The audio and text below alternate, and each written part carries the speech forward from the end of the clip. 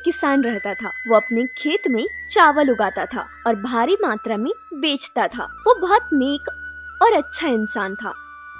सभी लोगों की मदद करता था। गांव के सभी लोग उससे काफी खुश थे।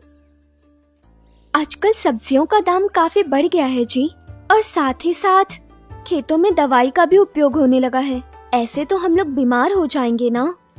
क्या करेंगे सीता, आजकल हर एक चीज नकली है, इसलिए बाजार से जो भी सब्जियां मैं लेकर आता हूँ उनको धोया करो। वाह, क्या सलाह दी है। अच्छा, आपको क्या लगता है कि मैं खाना बिना धुले ही बनाती हूँ? चलिए ये सब छोड़िए। मेरे कहने का मतलब ये था कि हम खेत में भी तो सब्जी लगा सकते हैं। उसके बाद तो हमें बाहर से सब्जी लानी भी नहीं होगी और हम अच्छा खा भी पाएंगे। अगर हम ऐसा करते हैं तो हमें महंगाई की भी कोई चिंता नहीं होगी। तुम्हारी सलाह तो मुझे बहुत अच्छी लगी है सीता। अगर हम लोग वैसा करेंगे तो सब्जियां दूसरों को भी दे सकते हैं। मैं हमेशा ही अच्छा बोलती हूँ, तो देर किस बात की, कल से ही काम शुरू कर दीजिए। इसके बाद से रामनाथ अपने खेत में सब्जी भी लगाने लगा। कृषि के तरीके से बहुत जल्दी उनमें फसल आ गई। अरे रामनाथ जी, नमस्कार। क्या हुआ गंगाराम, कुछ काम था? ऐसे सुबह सुबह कैसे चले आए तुम? कुछ नहीं मालिक, एक हफ्ते में मेरी बेटी की शादी है। आपको न्योता देने के लिए आया हूँ। कल से शादी का कामकाज रहेगा घर में, तो मैं 10 दिन तक खेत में नहीं आ पाऊंगा। अरे ये तो तुमने बहुत अच्छी खबर सुनाई मुझे। क्या बात है, तुम्हारी बेटी इतनी बड़ी हो गई है कि अब तुम उसकी शादी भी कर रहे हो। ठीक है, तुम 10 नहीं 15 दिन की छुट्टी ले लो। आराम से बेटी की शादी का कामकाज देख लो। गोदाम जाकर जितना अनाज चाहिए लेके जाओ, और खेत जाकर जितनी सब्जियां चाहे लेके जाओ। और कुछ पैसे वैसे चाहिए है तो बता देना। फिलहाल 500 रुपए ले लो, तुम्हें काम आएंगे। मेहरबानी मालिक, मैं आपका ये एहसान पूरी जिंदगी नहीं भूलूंगा। आप बहुत अच्छे इंसान हैं। अरे वो सब बातें छोड़ो, और शादी के 2 दिन पहले मुझसे आकर मिलना। जरूर आऊंगा मालिक, मगर आप शादी में आना, मेरी बेटी को आशीर्वाद भी तो देना है। रामनाथ के गांव से 2 कोस दूर पीठापुर नाम का एक और गांव था। उस गांव में रंगा नाम का एक चोर रहा करता था। वो आए दिन कुछ न कुछ चुराता रहता था और पकड़ा जाता था। जेल की सजा काटकर। अरे इस बार तो जेल में खाना बिल्कुल भी अच्छा नहीं है। अच्छा खाना खाए कितने दिन हो गए हैं। अभी तो गांव बहुत दूर है, तो काफी समय लगेगा पहुंचने में। हाँ, लगता है यहाँ पर कोई शादी है। अंदर जाऊंगा तो अच्छा खाना मिलेगा। आगे गंगाराम के बेटी की शादी हो रही थी। गंगाराम अतिथियों का स्वागत कर रहा था। रंगा भी अंदर आ गया और भोजनशाला में घुस गया। पंक्ति में बैठकर खाना खाने लगा। गंगाराम, शादी तो बहुत धूमधाम से हुई है, खाना भी बहुत अच्छा है। इसका श्रेय मुझे नहीं, रामनाथ जी को जाता है। ये सब खर्चा मेरे मालिक ने ही किया है। भोजन के खर्चे के साथ साथ सब कुछ इन्होंने ही दिया है। अनाज, सब्जियां, सब कुछ इन्होंने ही दिया है। हमने सुना है कि आपके सेठ भगवान के बराबर आदमी हैं, बहुत ही नेक इंसान आदमी है वो। आज हमने अपनी आंखों से देख भी लिया। वो सिर्फ तुम्हारी नहीं, पूरे गांव की ऐसी ही सहायता करते हैं। इन लोगों को बात करते हुए रंगा सुनता है। आहा, इसका मतलब है रामनाथ जी बहुत भले आदमी हैं। नौकर की बेटी की शादी में इतना बड़ा खर्चा, सच में वो बहुत अच्छे आदमी होंगे। मुझे एक बार उनसे जाकर मिलना चाहिए। रंगा शादी में खाना खाने के बाद अपने घर चला जाता है। हाँ, आइए महाराज, अपने बीवी बच्चों को एक बार देखने के लिए ही अपने घर आए होंगे आप। अरे शीतल, तुम भी ना ऐसे क्यों बोल रही हो शीतल? कितने दिनों के बाद मैं घर आया हूँ। अरे रहने दीजिए, आज घर आए हैं और कल कहीं जाकर फिर चोरी करेंगे, परसों पुलिस पकड़ ले जाएगी। अरे 1-2 साल तो आप जेल में ही रहते हो, ये सब अब आपकी आदत बन गई है। मैं क्या करूँ, इस गांव में कोई काम नहीं दे रहा, इसीलिए चोरी कर रहा हूँ। एक अच्छे इंसान को कोई भी काम पर रख लेगा, लेकिन एक चोर को कौन काम देगा? कोई भी नहीं देगा। आपकी तो चोरी करने की आदत हो चुकी है, अब आप सुधरेंगे तो है नहीं। अब से मैं कभी चोरी नहीं करूँगा शीतल, भरोसा करो, कुछ न कुछ काम ढूंढ लूंगा। ये मैं सालों से सुन रही हूँ, सुन सुनकर मेरे तो कान ही पक चुके हैं। अगर आप अच्छे इंसान बन गए तब भी आपको कोई काम नहीं देगा। क्या पता आप कल को वहाँ भी चोरी करने लग जाएं। कौन विश्वास करेगा आपका? इस बार माफ कर रही हूँ, अगले बार छोड़ के चली जाऊंगी। इसके बाद रंगा काम की तलाश में निकल जाता है, लेकिन उससे कोई भी काम नहीं देता। मैंने बहुत कोशिश करके देख ली, मगर कोई काम नहीं मिल रहा। अब मैं क्या करूं? अभी हाथ में एक पैसा भी नहीं है। अब चोरी करनी पड़ेगी। अगर इस बार आपने चोरी की ना तो आपको घर में घुसने नहीं दूंगी। तो मैं क्या करूं? घर के खर्चे के लिए कुछ ना कुछ करना पड़ेगा, नहीं तो हम लोग खाएंगे क्या? बताओ। आपको पीठापुर मालूम है ना? उस गांव में एक दयालु किसान है, रामनाथ। आप उनके पास जाइए, उन्हें सब कुछ सच बता दीजिए। वो जरूर आपको काम पर रख लेंगे। वो सबकी मदद करते हैं। मुझे पूरा यकीन है कि वो जरूर आपकी भी मदद करेंगे। हाँ शीतल, मैंने भी रामनाथ जी के बारे में सुना था। बहुत नेक आदमी है। गांव के लोग बातें कर रहे थे।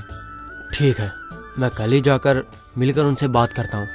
वो जरूर मुझे कुछ ना कुछ तो काम दे ही देंगे। इसके बाद रंगा रामनाथ से मिलने पीठापुर जाता है। जाते समय रास्ते में मैं उनसे काम मांगूंगा तो कोई ना कोई काम दे देंगे। वो तो नेक इंसान है। उनके पास तो सब्जियों का खेत है। अगर मैं जाके उनसे सब्जियों को लेकर शहर में ले जाकर बेचता हूँ तो उससे बहुत पैसे मिलेंगे। मगर उनसे सब्जियों के लिए कैसे पूछना है, क्या बोलूँगा, कोई तरीका नहीं सूझ रहा। हाँ, जाके बात करता हूँ। अरे भाई, कौन हो तुम? तुम्हें कभी पहले यहाँ नहीं देखा मैंने। किस लिए आए हो तुम यहाँ? मैं तो आप ही से मिलने आया हूँ मालिक। मेरा नाम रंगा है और मैं बगल के गांव में रहता हूँ। हमारे गांव में कल से जाता चल रही है मालिक। मेरे पास काम नहीं, इसलिए आपके पास मदद मांगने आया हूँ। अच्छा बताओ, क्या सहायता चाहिए तुम्हें? मालिक, आपके पास तो सब्जियों का खेत है ना। 1 महीने तक उस खेत में सब्जियां लेके जाऊंगा और हमारे गांव में मंदिर में अन्नदाता में दान कर दूंगा। अरे हाँ बिल्कुल, लेके जाना। अन्नदान से बड़ा कोई पुण्य नहीं है। तो ठीक है मालिक, ये बात खेत के रखवाले को कह दीजिएगा कि मैं रोज वहाँ जाकर सब्जियां लेके आऊंगा। ठीक है? तुम बेफिक्र हो, तुम्हें जितनी सब्जियां चाहे लेके जाओ। 1 महीने में जितनी लेकर जा सकते हो ले जाओ। इसके अगले दिन की बात है। रंगा रामनाथ के खेत जाता है। मेरा नाम रंगा है। आपके मालिक ने भेजा है, बगल के गांव से आया हूँ। अच्छा रंगा, तुम्हारे बारे में मालिक ने बताया था। आज से तुम्हें 1 महीने तक सब्जियां देने के लिए कहा है।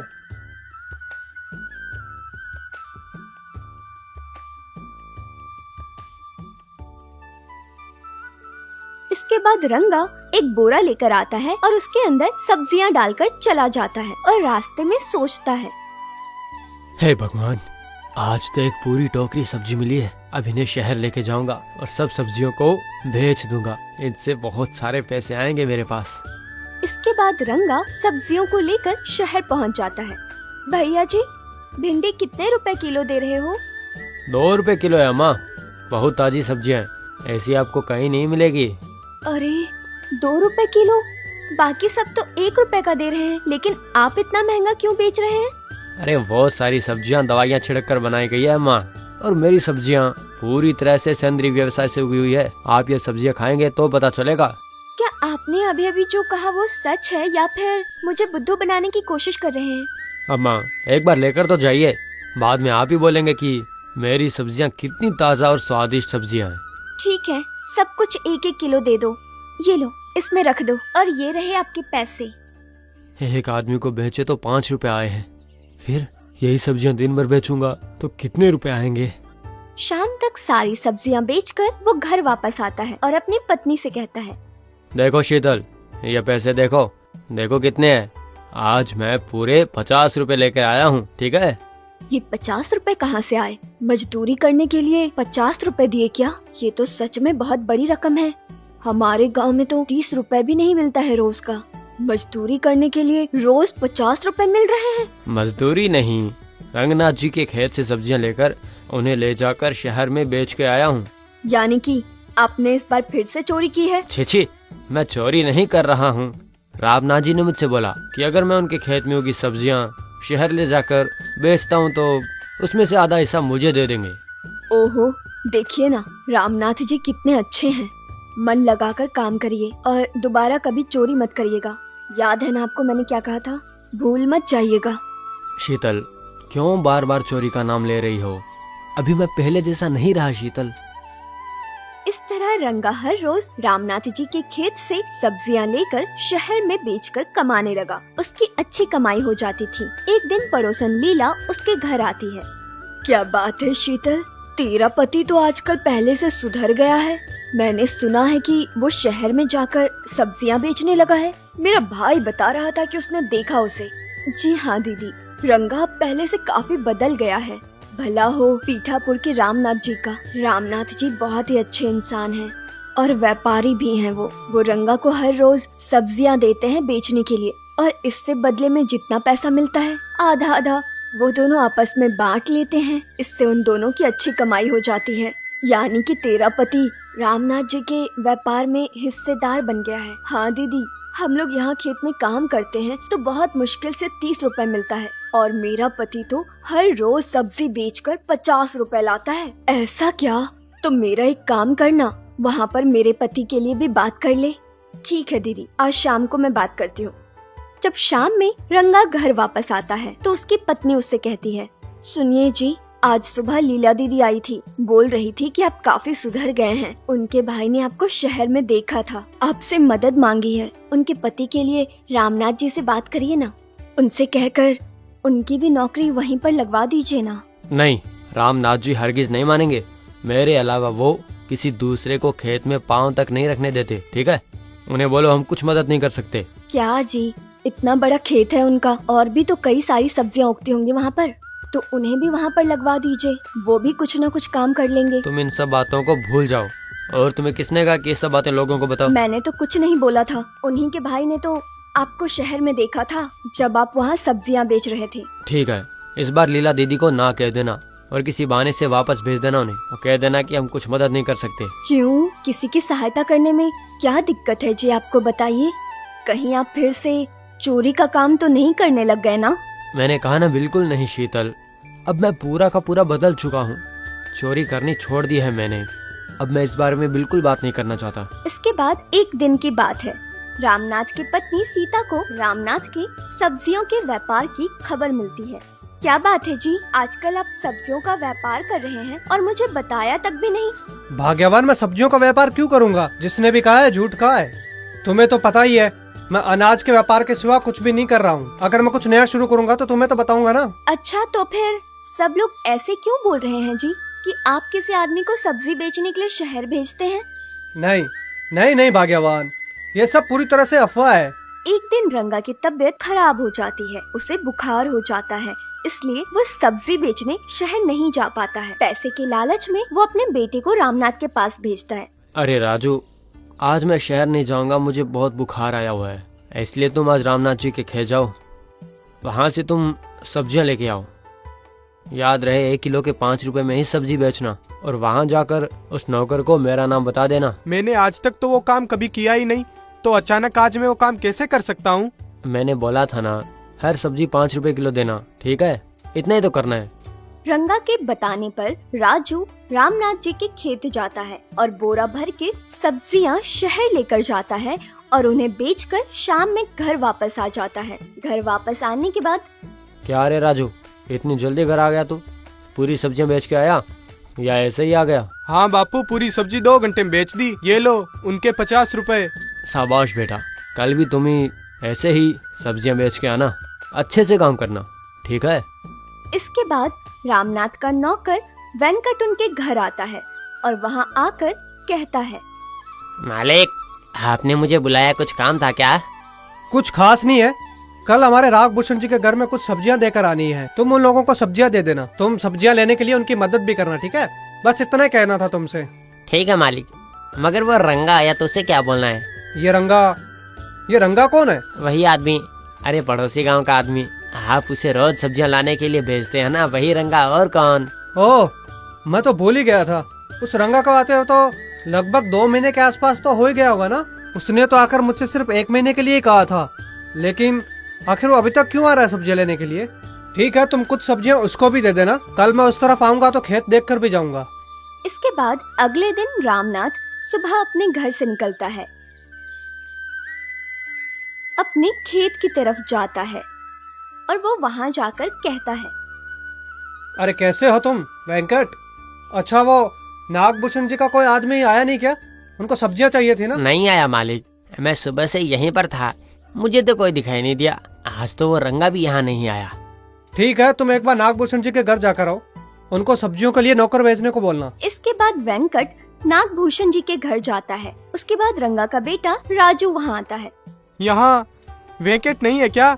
तुम कौन हो? रामनाथ जी के नए नौकर हो क्या? मैं नया नौकर हूँ, आज ही आया हूँ यहाँ। आप बताइए आप कौन है? मैं तो रंगा जी का बेटा हूँ। रामनाथ जी कौन है तुम्हें पता है? इस खेत के मालिक रामनाथ जी के हिस्सेदार हैं वो। ऐसा है क्या? अच्छा मुझे एक बात बताओ जरा, आपके पिता रामनाथ जी क्या काम करते अरे हैं? तुम कोई नादान बच्चे हो क्या? सब्जियों के व्यापार में मेरे पिताजी रामनाथ जी के हिस्सेदार हैं और दोनों बराबर के हिस्सेदार हैं। इंग्लिश में बोले तो पार्टनर्स। इस खेत से मेरे बापू सब्जियां ले जाकर शहर में बेचते हैं। पता चला? हाँ अच्छा, तुम्हारे पिता रामनाथ जी के पार्टनर है क्या? अरे हाँ, कितनी बार बोलना पड़ेगा तुम्हें? अब सब्जियां दे भी दो, शहर जाकर इन्हें बेचना भी तो है। ठीक है, एक मिनट रुको। वेंकट ये रंगा का बेटा है, तो मैं काम करना, इसको शाम तक यहीं पर रहने देना। शाम तक इससे मजदूरी करवाना और इसे जाने मत देना। शाम तक इसका पिता रंगा ढूंढने आएगा तो उसे मेरे पास भेजना, और तुम इस पर कड़ी निगरानी रखना, इसे जाने मत देना। ठीक है मालिक, मगर इसको यहाँ पे क्यों रखना है? इसका हम क्या करेंगे? मैंने जैसा बोला है वैसा करना। शाम को जब रंगा आएगा तब मुझे बताना। शाम तक राजू के घर वापस न आने की वजह से रंगा उसे ढूंढने के लिए निकल पड़ता है। इधर उधर ढूंढते हुए वो सीधा रामनाथ जी के खेत के पास पहुंचता है और वो वहां देखता है। मेरे हिस्से का आधा पैसा मुझे दे दीजिए। आप ही का इंतजार कर रहा हूँ मैं यहाँ। मालिक, मतलब अभी आपको पूरी बात पता चल चुकी है ना? मुझे क्षमा कीजिए। आपके बारे में तो मुझे आज ही पता चला। आप 6 महीने बाहर रहते हैं और 6 महीने चोरी के चक्कर में जेल में रहते हो। मालिक, आपकी दया से मैंने चोरी करनी बंद कर दी। अब तो सब्जियां बेच के जी रहा हूँ मालिक। तो फिर मेरे खेत से सब्जियां झूठ बोलकर क्यों लेके जाते थे? कम से कम मुझे सच तो बताया होता। जो तुम कर रहे थे उसको चोरी नहीं बोलते हैं क्या? अब तुम बताओ मुझे, उसकी तुम्हें क्या सजा देनी चाहिए? पुलिस को तुम बुलाओगे या फिर मैं ही बुलाऊं? बताओ। मालिक, मुझे क्षमा कर दीजिए। जिंदगी में फिर कभी ऐसा नहीं करूंगा। मैं फिर से जेल नहीं जाना चाहता मालिक। तो तुम्हें मेरा कहना मानना होगा। हर रोज सुबह 6 बजे आना होगा और खेत में काम करना होगा। पानी देने से लेकर सब कुछ जिम्मेदारी तुम्हारी होगी। इस खेत में जो भी तुम काम करोगे उसके लिए मैं तुम्हें तनख्वाह नहीं दूंगा, क्योंकि तुमने जो किया है उसके लिए यही सजा है तुम्हारे लिए। मालिक, आप तनख्वाह नहीं देंगे तो मेरा घर कैसे चलेगा? झूठ बोल के सब्जियां ले जाने के लिए आज से 3 महीने तक तुम मेरे खेत में काम करोगे, और जो भी काम करोगे मैं उसके लिए 1 रुपया नहीं दूंगा। सुबह 10 बजे तक यहाँ का कामकाज देख लो। 10 बजे यहाँ से सब्जियां लेके जाओ और शहर में जाकर बेचोगे, और उन सब्जियों को बेचकर अपना जीवन चलाना। इतनी मेहनत करोगे तो दिमाग में बुरे ख्याल नहीं आएंगे तुम्हारे। मतलब आप 10 बजे तक काम करवा के मुझे सब्जियां देंगे? मुझे आपकी बात मंजूर है मालिक। आप बहुत दयालु हैं, बहुत दयालु हैं आप मालिक। अगर तुमने फिर से मेरे सामने चोर कला दिखाई तो उसी वक्त मैं पुलिस बुलाकर जेल भेज दूंगा, समझे? कल से आ जाना काम के लिए। रंगा, मेहनत करके कमाना सीखो। याद रहे, एक दिन भी काम पे नहीं आए तो मैं उसी वक्त पुलिस बुला लूंगा और तुमको जेल भेज दूंगा। उस दिन के बाद से रंगा ने चोरी करना बंद कर दिया और वो रामनाथ जी के खेत में ही काम करने लगा। उनके दिए